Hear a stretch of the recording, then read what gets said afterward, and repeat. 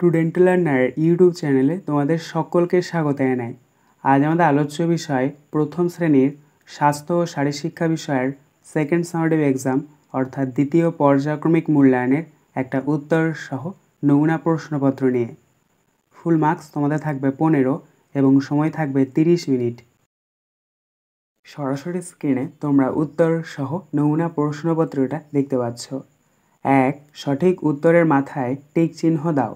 1 × 5 = 5। ক. কদম ফুল গ্রীষ্মকালে, বর্ষাকালে না শীতকালে ফোটে? সঠিক উত্তর হবে বর্ষাকালে, তাই বর্ষাকালের ওপরে আমরা টিক চিহ্ন দেব। খ.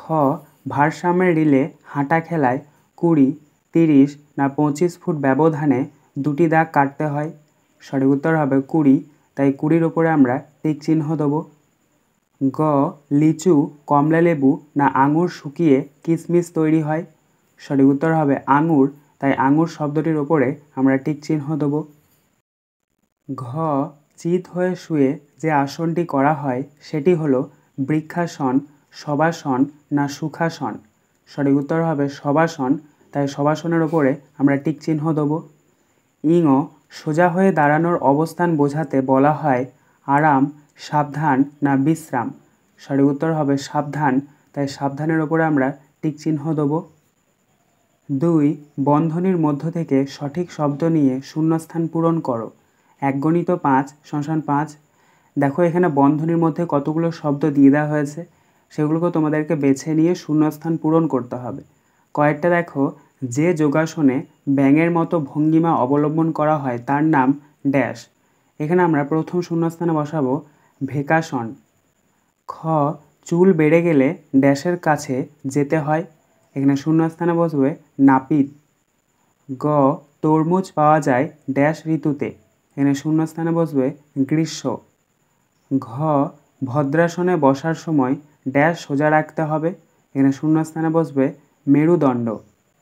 ইঙ. ড্যাশ ফুল শরৎকালে ফোটে? এখানে শূন্যস্থানে বসবে শিউলি। 3. নিচের প্রশ্নগুলির উত্তর দাও। 1 × 5 = 5। ক. পশ্চিমবঙ্গের কোথায় কমলালেবু চাষ হয়? উত্তর, পশ্চিমবঙ্গের দার্জিলিং জেলায় কমলালেবু চাষ হয়। খ. ভুজঙ্গাসনের উপকারিতা কী?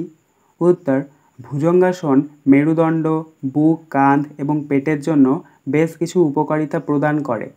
এটি পিঠের ব্যথা কমাতে, হজম শক্তি উন্নত করতে, শ্বাস প্রশ্বাস স্বাভাবিক রাখতে এবং মানসিক চাপ কমাতে সাহায্য করে। গ. নাকের কাজ কী?